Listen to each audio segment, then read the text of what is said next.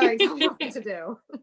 All right, Westchester University, thank you so much for tuning in. Welcome to another rendition of the Residence Life Speaker Series. I'm your host, Justin Brown, here with my co-host, Leah Paulson. And today we are here with the amazingly talented Natalie Egenolf. You've probably recognized her voice. I don't know if you've seen her or not, but maybe you have if you watch the Mike Missinelli show that comes on almost every day. Natalie is an on-air personality at 97.5 The Fanatic Philadelphia. She's also a co-host on Birds Outsider on NBC Sports Philadelphia. You can follow her on all the platforms. She's here with us tonight, Natalie Egenolf. Natalie, how are you? Hi guys, thank you so much for having me. This is so fun. It's like great to like hang out with new people. Okay. You know what I mean? Right. Because you see this, we've all been seeing the same people for the last like 6 weeks. So it's like, oh look, new people. Oh my gosh, right. And then the people we want, and then the people we want to see, we can't. Exactly. Yeah, pretty much. Yeah, it's been pretty crazy. So how have you been during the quarantine? Like, what have you been keeping up with your days? I noticed that you're doing a lot more like podcasts from your IG with like Tyrone and like jumping in that way. Yeah. So when this whole thing first went down, the station was just kind of like in shock like everybody else. And they were trying to figure out the best way to keep all of the employees safe and still have the show go on. So I feel like after the first week when things like popped off and everyone was like, we need to stop going places, by that Monday, they had decided that I was going to stay home because Tyrone's essential in the studio. He has to run the board. And it's Mike's show. So he can be in a separate room that would keep them distance. They sent me home. Anthony Gargano's home, the entire morning show, except for their producers, because they're isolated in a room together. So, I've been home, I guess now about 5 weeks. I honestly don't even know how many weeks it's been. But I've been home 5 weeks, and it's kind of weird because I miss going into the studio so much. I love my job so much. I miss going in there. But so I've just been kind of like waking up. I do Pilates and like make breakfast, and then I sit on my couch and wait to do the show. It's weird. So they gave me like equipment, and I just do 4 hours of radio from my living room. It's so strange. Okay. All right. Well, listen, It's interesting even when you're doing the show, because like normally you pop in a lot. I wish you would talk more on there because you have so much knowledge. Like I'm just like jump in more. Look at Tommy. Tommy's like, yeah, jump in more. Oh, thank you. Because I'm like, okay, we're about to go to commercial break. So I know that Natalie's about to spill off her stuff. And I'm like, how does she do that without like messing up? Oh, the updates? Yeah, the updates. It takes some time, and I'm still not perfect. There are days where I think I have like a flawless day where I report them all and they all just roll off the tongues. And then there's some days, when you're reporting like how Pulivati Vaitai and you're technically supposed to say his whole name. Yeah. And you're just like, well, His is hard. There's a lot of them that are hard. So there's a lot of them that are hard. I have like a lot of our sponsors memorized, which is really funny. So like a lot of the ads, like Robin's Delaware Diamonds and Tax Free Delaware with thousands of rings and self-serve cases and no sales tax, like the 8% tax in Philly. Like I can like recite some ads on the spot. So like repetition helps. Really wording because I write all of my own updates. So wording them for comfortable language to me, that's not, it depends on what it is. What was the day? I think like when Joel Embiid, what was the injury? I had it nailed by the time that I had to report it. I can't remember. No, was it his? I think it was the orbital fracture, but there was another term in front of it. And I like had it and I was like, yeah, like I nailed it, So it's just kind of like repetition and making sure that the information's clear and concise and that I have a minute and 30 seconds to get it out there. So awesome. So I want to share you my story about how I even found out about 97.5 The Fanatic, because I guess when I'm talking to people, people are like 94.1 like fan favorites and they're not changing. Or they're 97.5 The Fanatic. So like in 2007, 2012-ish, I was still listening to music in my car. I wasn't listening to sports radio. Right. And then one day, and I'm blanking on the name. So outside of the Citizens Bank Park, there's a restaurant right across the street. It's like McFadden's? No. Xfinity Live? Xfinity Live. Yes. So I was coming out of it.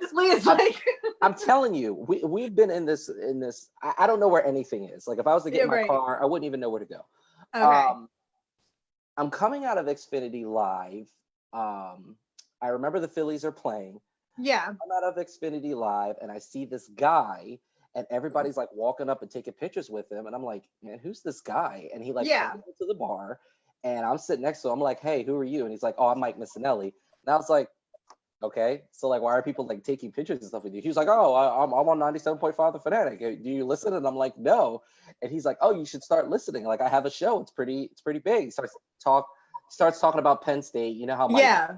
So I'm like, okay, well, I'm gonna start listening. Can we get a picture? And he's like, yes. I take my picture with Mike. Oh, right? look. This is a Oh. long time ago. It's weird because I have like the background on. You can't really see. No, as I'm like, I'm realizing my head is like zooming in. Yeah. So that's so cute. We take the picture. So that was like cool. And I start listening and I'm like, oh, I'm like a big fan now. So then I talked to him again at the first ever Fantasy Fest. Yeah.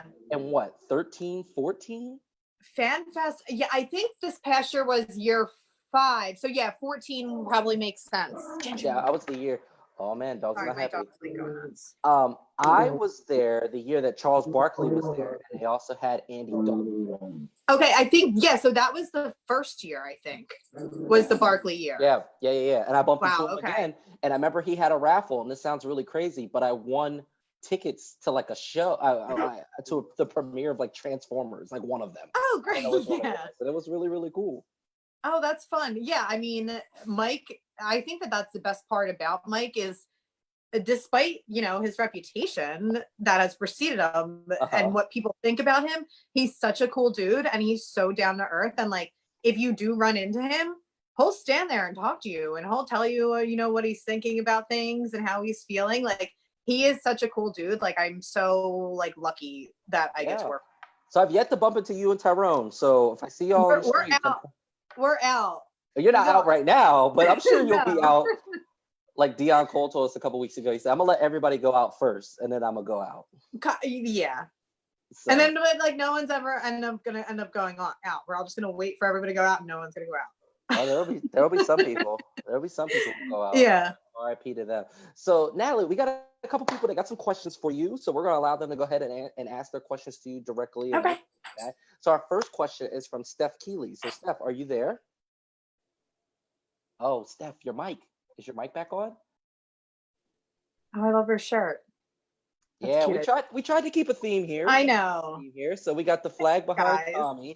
I got my Ben Simmons jersey on. Leah's got our Phillies on. So Leah, what do you have? Other Leah Morris. She's like, hold on, let's see. Okay, all right. Boot bag. What is it? And Tommy's got that flag behind him, so that's Maine. She's from Maine. Oh, nice. Oh. I've heard Maine's beautiful. I went there without a sweatshirt for some reason, and I was like, how could I have done this? So I had to buy one. It's cute. Nice. Okay, I don't think Steph's mic is working, but it's okay, Steph. I will ask your question for you. Steph wants to know, when did you know that this was your career path and how did you get started? Oh God. Okay. So I kind of figured out in high school that I wanted to do some sort of like radio or television.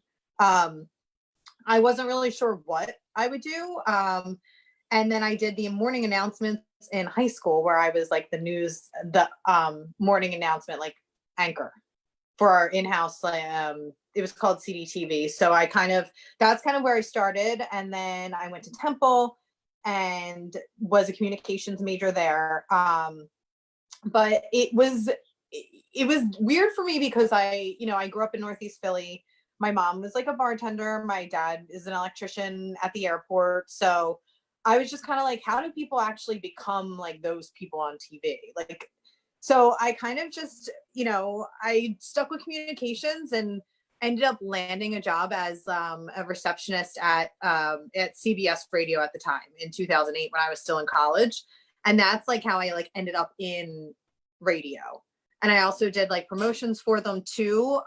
And from there, it just kind of like snowballed and I would just take like whatever job was available. And I always I loved the team so much, like, born and raised. So I just thought it'd be so cool to work, with the teams and talk about the teams. So I just kind of, just kept like taking jobs and volunteering for opportunities. And I just did like so much stuff. And then in 2011 now, oh my God. Wow. In 2011. We would never know your age, Natalie. Like, I didn't look that part up in your bio. So oh no, that's okay. you can fake it, and I'm sure we believe you. No, so 2011 was the year I graduated. So that summer, I talked to some of the producers at CBS Radio, and I told them, they were like, "Don't you want to get on air?" And I said, "Yeah, but how do you just go on air?" And they said, "Well, we can come up with some sort of segment for you on the WIP morning show." So I had a weekly segment for 4 years that I went in every Tuesday morning and did like for free.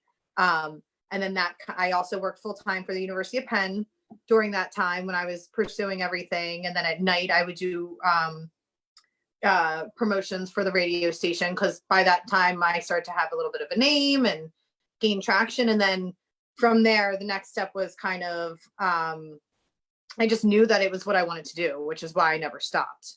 I had a nice job at the University of Penn. I worked in the cancer center.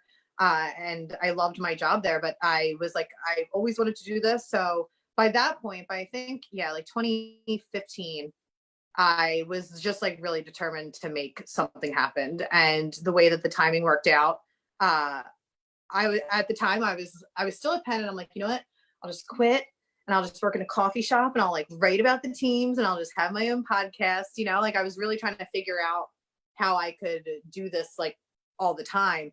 And then the Fanatic ended up picking me up part-time in 2016. And from there, it's kind of, they put me on full-time 2017, or no, the beginning of 2018. And then, the show, like Mike's show, kind of just, they put it on TV, which was like crazy. So it all just kind of snowballed. But I mean, I always knew that I just wanted to keep going, because I was like, what else? Honestly, like I have nothing better to do. So I'm just going to keep working. That's the truth. Right. No, it's funny that it's on TV, because literally when I get out my car, and my daughter calls your show football show. She's like, "You want to listen to the football show, or can we listen to JoJo Siwa?" And I'm like, "Oh, Daddy's gonna listen to the football show today." I'll literally walk out of the car, walk in the house, and then just turn it on TV. Yeah. So, and just so you know, I also graduated in 2011 as well. So. Oh, okay, good. So we're the same age. Okay, good. There we go. So our next question, we have Tommy, and I don't want to steal Tommy's thunder, but I just want you to know that he told me that you are the best part of the Mike Missinelli show. Oh, Tommy, that made me blush. Yeah. It looks like Tommy's blushing. I'm naturally red. I'm a big ginger, you know that. Anyway, but I actually started watching Mike Missinelli because his niece was my middle school teacher, my favorite teacher I ever had too. She used to tell me stories about him. Yeah. So I started listening to Mike back in 8th grade. Yeah. And now I'm going into my senior year of college. So that's how long I've been listening to the show and whatnot. But I just wanted to ask, Mike's a very smart man, and you guys are all smart on set. But what's your favorite lesson that he maybe taught you? I'm sure he took you under his wing a little bit. Yeah. Gosh, I've learned so much from Mike, just from simple like reporting techniques and the way to phrase things and like diction. He's been so, oh my God, he's taught me so much. I think it's just kind of, he's also really fostered me to kind of like be confident in my opinions, and he knows how to talk to me and Tyrone and kind of bring out the best in us. And that's something that I think, and listening to his interviews as somebody, who I do, want to continue to grow and do features on people like TV wise. But listening to his style of delivery and interviews and how he pulls information out of people, like his general, like just the way that he runs the show, I think is just so educational for me in my career. Yeah, it's like a hard question, because I feel like I learned so much from him every day. Yeah, I can understand that. You should be confident in your opinions, because I love your takes, and I think you should have more of them. Oh, thank you. Thanks. I love when y'all argue. Like, does that ever carry outside of the studio? Like, you could be arguing about something so small, and like, I'm just like, man, like, Tyrone and Mike are really going at this right now. And like, that is not even part of this. I'm like, she's not going to jump in. She's going to let them do their thing. And like, that's cool.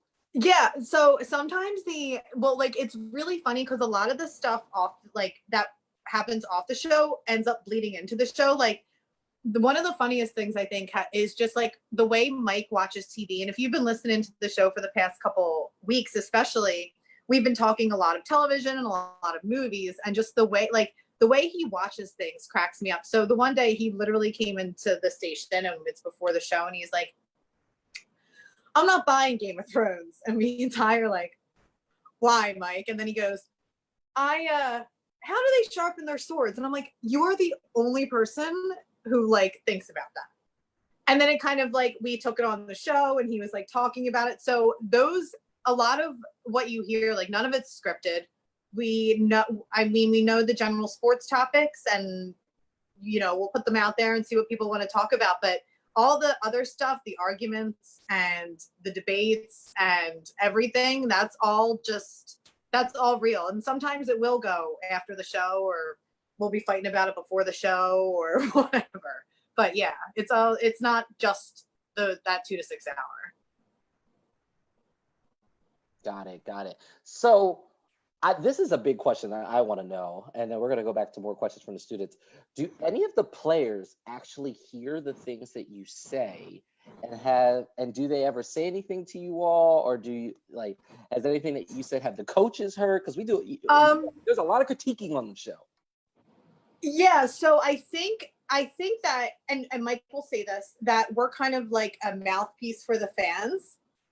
So I do believe that there are people in the organization who I think listen and hear what we're saying and kind of take it back. And it's kind of like market research. That's what we say. We kind of do market research for the teams, because whatever people are calling about is what they're passionate about. So I think that they do listen. Sometimes if I were a player, I would be like, I'm not listening to a thing that any of you say, you know, just because it's our job to be critical when it's time to be critical, because we're there for the fan base. You know what I mean? As much as we love the teams, it truly is all about what's best for the fans, so the teams win. That's just the goal. Right. So what are some things that happen in the show that like we as the viewers probably wouldn't know or probably wouldn't pay attention to? Like, okay, I have a really good one. So the Bryce Harper news, the day that we broke the Bryce Harper news, you know, before the show that day, me and Ty, like the reports were coming out. They're like, you know, the Phillies, they're not going to spend the money. They're not going to get Bryce Harper. So I went into that day and I'm like, it's not going to happen. It's not going to happen. And, you know, right now, just because the shots on the show are so different, like I'm not on camera a lot and if you've been watching recently, it's because I'm always like checking for news to see what's happening. You're like a Bitmoji, right? Now they have a Bitmoji. They're working on getting me back, but they're trying to figure something out. We'll see. So I was, you know, we're scrolling, and what you couldn't see was right before the news broke, Ty was like, Nat, Heyman, tweet. Like he just threw his hands down and hit the button, and I didn't even have time to really read it. So as soon as he like threw it to me, I read the news. So I was reacting as it was happening. Like we had it out in like 2 seconds, and it was so cool. Wow, that is really cool. I mean, I'm sure you all have a lot of connects too, where you get the news way faster than we are. Like there's a few times where I've gotten news. I would like to say I'm pretty following on everybody on Twitter, IG. So I'm like getting news, or I'm like, man, I've joked with a friend who also listens to the Fanatic. I'm like, man, we should work for the Fanatic, man, because we found this out before, you know, Ian Rappaport, you know, told us this, and I didn't hear it on the radio until later on. So like, yeah. I mean, it was just, but those are like the small things, like the small kind of side production things that people don't get to see, like on the show. Got it. Steph wants to know, and again, her mic's not working, so I'm going to answer for her. How are you dealing without sports? I really, really miss baseball, like really bad. And Corey Seidman tweeted out today would have been the 25th game of the season, and they were supposed to be playing the Giants. So that would have been great to talk about tomorrow. That would have just been like such a great, fun show to have, you know? So I think about what it would be like to talk to the fans after, you know, they've played Gabe Kapler again for the first time. So, you know, like it's that, like, that's what I miss. It's honestly the conversation. Like I miss the conversation. I miss the games. I miss like Joel Embiid, you know? Oh yeah. Yeah, we all miss him. We all miss him. Trust me. I miss, oh God, it's everything. Like, oh, it sucks. It really does. We got another question from Tommy. So Tommy, do you want to unmute yourself? You have to be very versatile on everything Philly sports to be on the show, obviously. But do you have a specific Philly sports team that you love talking about the most? See, it's different and different. I feel like it's different for each team. Like, I feel like you can really sink your teeth into football, which is fun because there's so many layers to football. But it's very like X's and O's based, which is great. The Sixers, I think, are a little bit more like fun in a way to talk about because, again, you have the personalities and you have just the NBA in general is such a fun topic because there's always drama and there's always stories. So I think like talking about the NBA, I think is the most fun for me. I can understand that, especially since, like, you know, our Sixers have a very quirky team. I mean, we have probably the most entertaining player in the league with Joel Embiid, and then we have a 6'7" point guard or 6'9" point guard that can't shoot. So, I mean, we have a very fun team to talk about. So. He can shoot. He can shoot 30% right now. He says that he wants to be able to shoot 40% before he starts doing it. I have his jersey too. I have his high school jersey. He could shoot. I have his Montverde jersey too. That's crazy. So, oh my gosh, I just forgot my question. So without sports, right? So I see that you all have been like trying to figure out new things like that. Has there been do you ever come up with like new ideas for the show where you're like, oh, because like you rarely have studio guests. Now, a few times, like I know Brian Westbrook will like jump on the show. Or oh, yeah. Somebody, but like, did you ever have anybody in studio that you would just bring in? Or do you have anybody ever just call, like, has Brett Brown ever just called up and was like, hey, I need to be on your show right now? I'm trying to think. Normally it's all scheduled out. I'm trying to, if we've had any like surprises. God. It might be due to my ego because like, I don't know if I could be a player in Philadelphia and not listen to the media. Like a piece of you has to want to listen to see what the fans and stuff are saying. Yeah, no, I mean, no, not that we're aware of that had any like players have called us or tried to like go back at us. I mean, I think a lot of it now is just kind of like, okay, if I'm going to put something out that's against public opinion or what the sports talk radio personalities are saying, I'm going to like tweet it. You know, I think that's where a lot of the aggression comes out, if there is any. Okay. Well, okay. You know. Well, you know, people can hide behind Twitter. They can hide behind those things. They're not really putting it stamped on anything. Katie. Yeah, no, we've never had anybody like crazy, like call in and say that something's wrong or we shouldn't be saying that. I mean, they just have to deal with Mike if that's the case. Right. Anything that you ever had on Sound Off that you never put out there for the public to hear? Oh my God, that's a really good question. Let me think. Sometimes, so the way that Sound Off works is, I mean, we have another producer aside from Tyrone who's working on every show, and they go through hundreds of calls and kind of narrow it down to the ones that, you know, we're going to hear, and then Ty plays them for Mike live on the air. So generally they all have to be clean. There's can't be any cursing. So I don't think we've ever aired any that have been like too crazy that I think of it. There's some cursing, but they bleep it out. It's nothing like egregious. Oh yeah. Crazy. Yeah, no, I don't think so. And if we did, I mean, we do dump quite a few things, which is when you just hit the button and, you know, things kind of go away. because of, the TV and whatnot. But yeah, I think everything's pretty much the same. Okay. I know one of the things that the station always gets critiques about, and personally, it's either give or take, whatever, is that you don't talk about the Flyers that much. That's what everybody always says, like they're never really talking about the Flyers. And we had Brian Prop on, well, Leah, when did we have him? Tuesday? I think it was yesterday.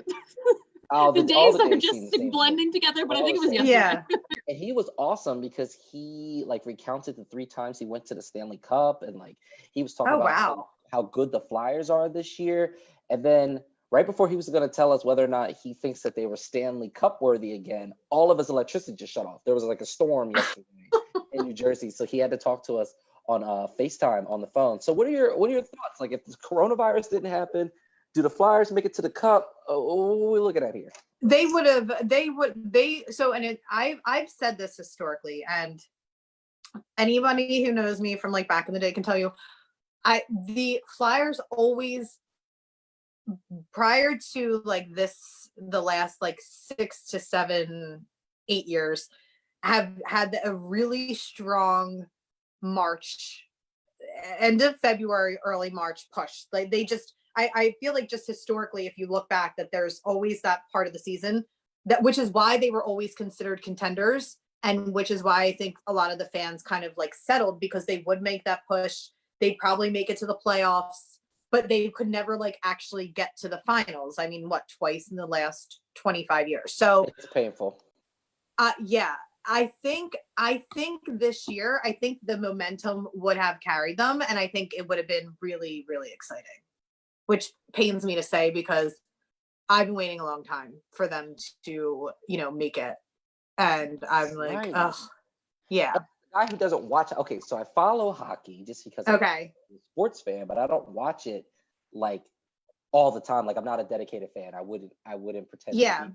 It wasn't something that it wasn't something that we watched in the house. We watched football, we watched basketball, baseball. So, those are the things I saw. Those are the things I watched. But I was watching a little bit this season because they were killing it.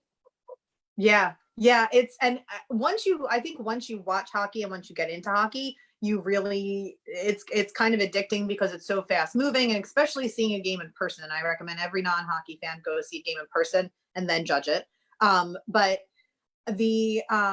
this would have been a team that would get the non-Flyers fans onto the Flyers bandwagon.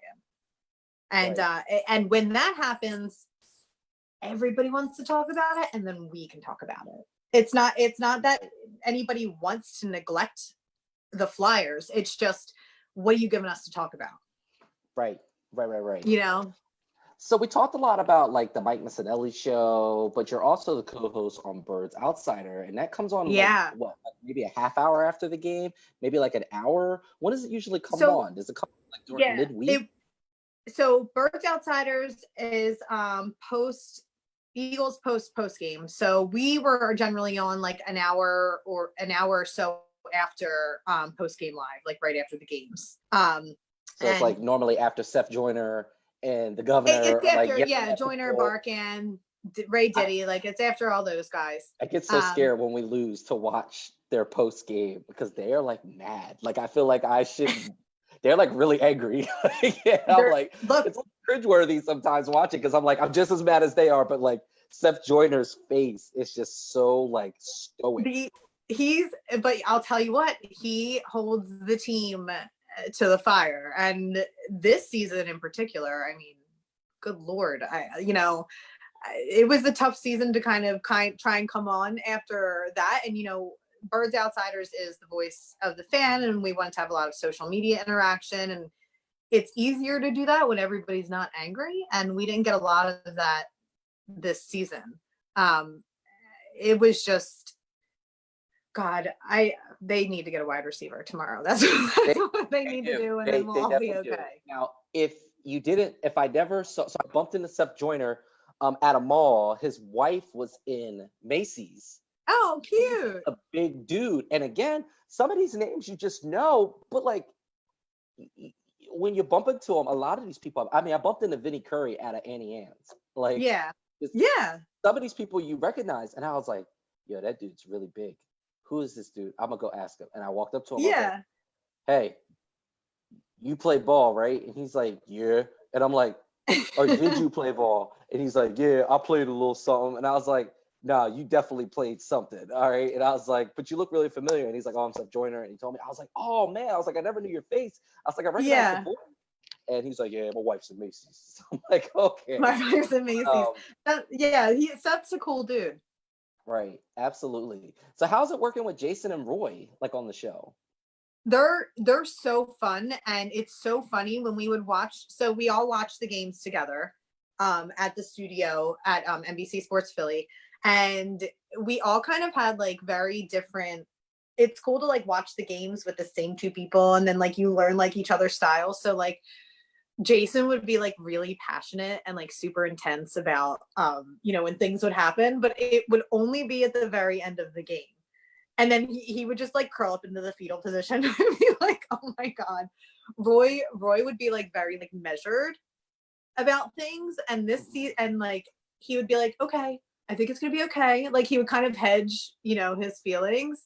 Right. And then Roy's like the stats dude. He's like taking everything down and like writing everything and putting things together. Like he's such a smart guy, both him and JR.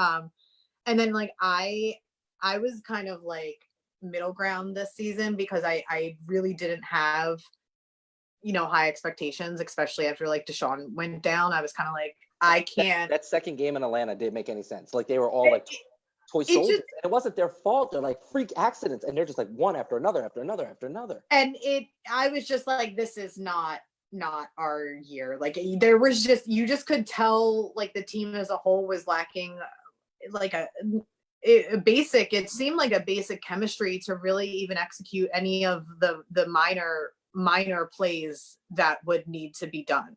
Like so many, and when you see a team that's gelling and you see a team that like has that consistent rhythm, like we saw with that Super Bowl team, like that team was magic.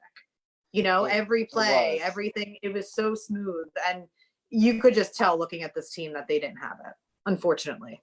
In that like year, everybody just says that like we caught magic in a bottle, we caught lightning in a bottle. Like those guys were so special. It was like ridiculously crazy. I still have all my Super Bowl stuff. Here's my signed Jason Peters jersey. It hangs right in my house. Yes. That's my Joel Embiid. I've actually met him on 4 different occasions. And whoever he is on Twitter, whoever he is on Twitter, whoever he is on the court, that's him in real life. Yeah. That's him in real life. I feel like we're kind of lucky in Philly and just in working with a lot of those guys, that's pretty much who you're getting, which is why they fit in so well here. Right. I saw him at a nightclub, but I guess he was like walking in and walk out, and my friend was like, man, there goes Joel Embiid, and I was like, that ain't Embiid. And then I turned around, he was like right there, and I was like, yo, Joel. He's like, what up? And I was like, how are you? And he's like, I'm doing good. And he wouldn't take pictures with us. He's like, nah, I don't take any pictures. And I was like, okay, that's cool. And then like literally in the VIP room, one of our Eagles players was getting so drunk, I forget his name. He was a wide receiver for us 2 years ago. Really dark skinned guy. Oh my gosh. It's going to come to me. Let's take a quick little break here. Rowan, do you have any questions? He's in here. Did you see Tommy giving us a little tour of the gallery he's got there? Oh, Dorian Green Beckham was his name. Oh, I remember him. Yeah, wow. He was supposed to be a stud because he's Odell's cousin.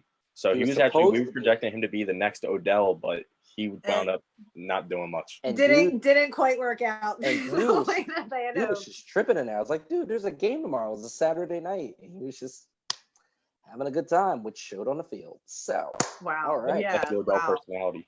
Right. So, Natalie, how can people follow you, like online? Like, what are some of your social media handles? Like, if people want to contact you, all that stuff.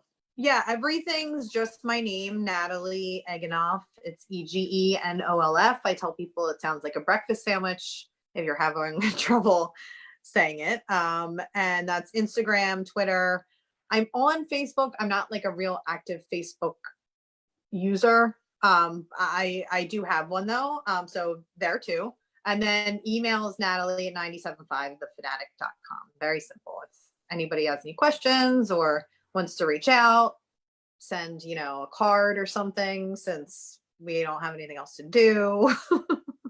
Okay, sounds good. I don't Okay, know. so we're gonna do this speaker send off. We do it at the end of every single one of our broadcasts. Essentially, you're gonna leave us with your final takes, your final words. It could be words of encouragement. It could be, this is my thoughts on, here's my secret to life. It could be anything. It is all Okay. Right now? Yep, just put you on the spot. I Okay. don't give time for people to prepare. Oh, all right.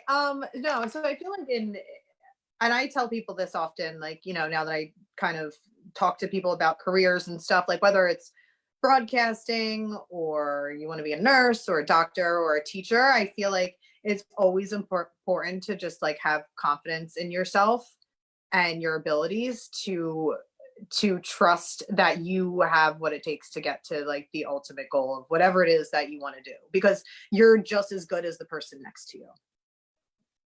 I think that would be my final take. That sounds pretty good. Natalie Egenolf, everybody, 97.5, The Fanatic, Mike Missinelli Show, also co-host on Birds Outsiders. Check her out. She's amazing. She's full of knowledge, full of talent. Now you can say that you've met her and that you've talked to her. Natalie, thank you so much for being here with us tonight. Thank you guys so much for having me. Bye.